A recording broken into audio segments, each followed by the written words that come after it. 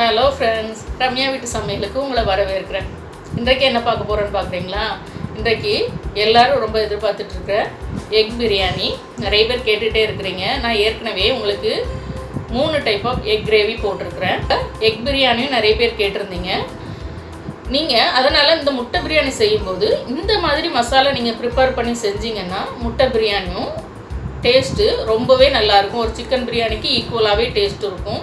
வாங்க அந்த முட்டை பிரியாணி எப்படி செய்யலான்றதை பார்க்கலாம். பிரியாணி செய்கிறதுக்கு ஒரு 4 டேபிள் ஸ்பூன் அளவுக்கு எண்ணெய், 3 டேபிள் ஸ்பூன் அளவுக்கு நெய் சேர்த்துக்கிட்டேன்.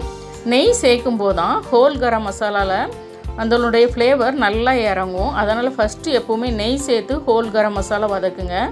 2 பிரிஞ்சி இலை, ஒரு 2 துண்டு பட்டை, 2 ஏலக்காய், ஒரு அன்னாசி பூ, ஒரு 5 கிராம்பு, கொஞ்சமாக கல்பாசி, ஒரு சின்ன துண்டு சாதிபத்திரி எல்லாம் சேர்த்து நல்லா பொரிய விடுங்க.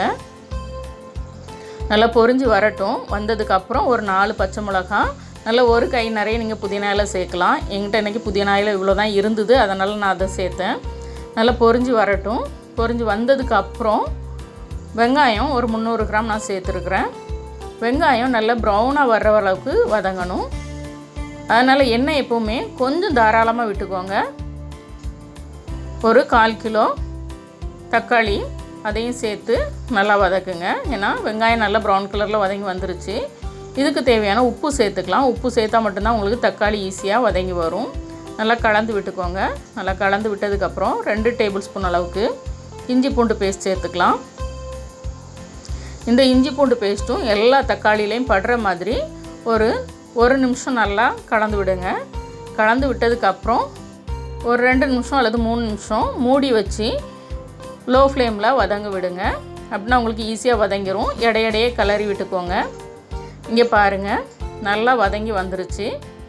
நம்ம இப்போ இதுக்கு தேவையான மசாலாலாம் சேர்த்துடலாம்.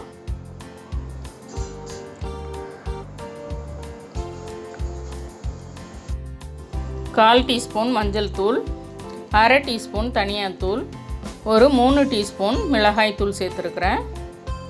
ஏன்னா காரம் கொஞ்சம் இருந்தால் தான் எக் பிரியாணி நல்லாயிருக்கும். ஒரு அரை டீஸ்பூன் கரம் மசாலா, கொஞ்சமாக கொத்தமல்லி இலை தூவி நல்லா கலந்து விடுங்க. நல்ல மசாலா வதங்கி வரட்டும். அந்தளவுக்கு வதக்கிட்டு ஒரு 100 ml அளவுக்கு தயிர் சேர்த்துருக்குறேன். தயிர் புளிக்காமல் இருக்கணும். புளிச்ச தயிர்னால் கம்மியாக சேர்த்துக்கோங்க. சேர்த்து அந்த மசாலாவும் எண்ணெயும் நல்லா பிரிகிற அளவுக்கு ஒரு 3 நிமிஷமாவது வதக்க வேண்டியது இருக்கும். வதங்கினதுக்கப்புறம் நம்ம தண்ணி சேர்த்துக்கலாம். தண்ணி சேர்த்துட்டு ஒரு கை கொத்தமல்லி தலையும் கொஞ்சமாக கரம் மசாலாவும் சேர்த்துக்கோங்க. எப்பவுமே பிரியாணியில் தண்ணி சேர்த்ததுக்கப்புறம் கரம் மசாலா சேர்த்துட்டிங்கன்னா தான் நல்லாயிருக்கும். தண்ணி பார்த்திங்கன்னா நான் பாஸ்மதி அரிசி 1:1 அந்த மாதிரி சேர்த்துருக்குறேன்.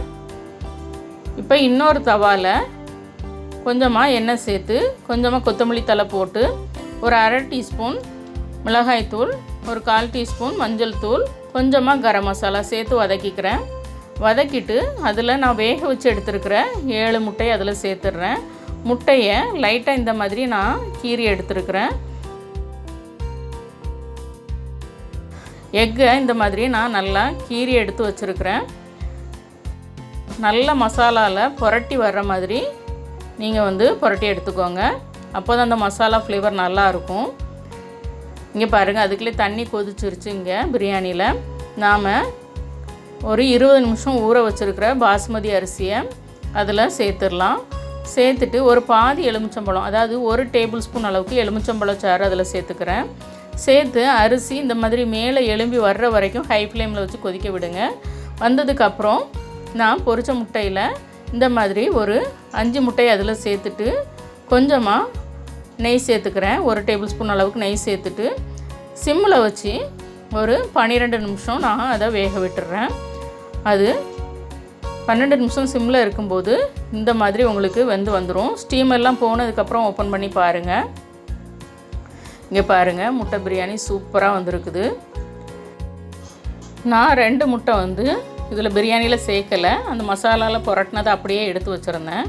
ஏன்னா அந்த மசாலாவில் போட்ட முட்டை சாப்பிட்றதுக்கு டேஸ்ட் ரொம்ப நல்லாயிருக்கும். அதில் இருக்க மசாலாவையும் நீங்கள் வீணாக்கிறாதீங்க.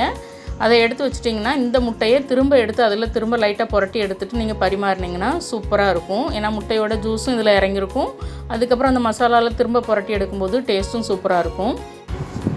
கண்டிப்பாக இந்த முட்டை பிரியாணி இதே மாதிரி செஞ்சு பாருங்கள். டேஸ்ட் ரொம்பவே நல்லாயிருக்கும். குழந்தைங்க எல்லோரும் விரும்பி சாப்பிடுவாங்க. வீட்டில் சமைச்சு சாப்பிடுங்க, வீணாக்காமல் சாப்பிடுங்க. மீண்டும் புது வீடியோவில் சந்திக்கலாம். பாய்.